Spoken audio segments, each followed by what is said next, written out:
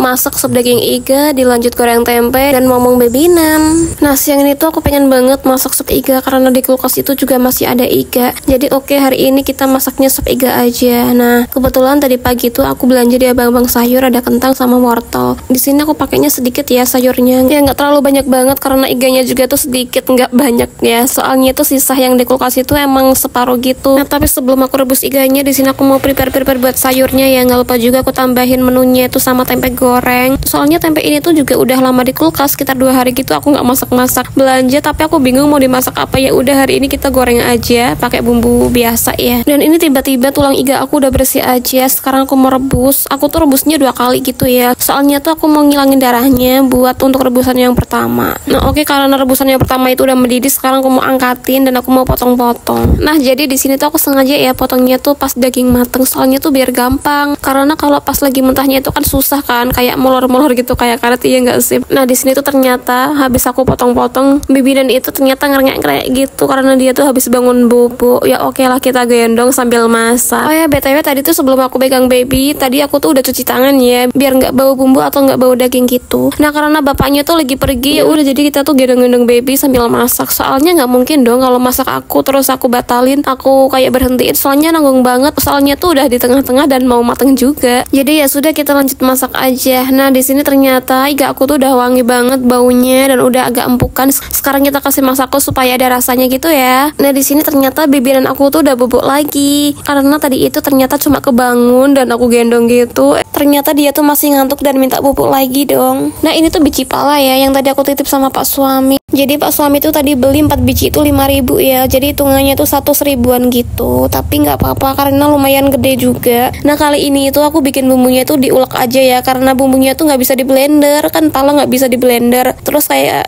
biji lada itu kan nggak bisa di blender gitu ya, makanya kita hari ini ngulek-ngulek aja. Nah, oke, karena permasalahan bumbu iga udah selesai, lanjut sekarang aku mau bumbuin buat tempenya. Nah, bumbunya tuh gampang banget ya, aku cuma pakai bumbu marinasi, terus aku tambahin garam dikit supaya nggak terlalu anyep gitu. Oke, karena tempe udah selesai, aku singkirin dulu. Lanjut aku mau goreng buat bumbu tulang iganya. Nah, bumbunya tuh di sini aku gorengnya tuh pakai bawang putih gitu ya, sampai wangi bener-bener sampai kering gitu supaya aromanya tuh keluar. Oke, karena tulang iganya tuh udah setengah mateng dan udah mulai empuk gitu.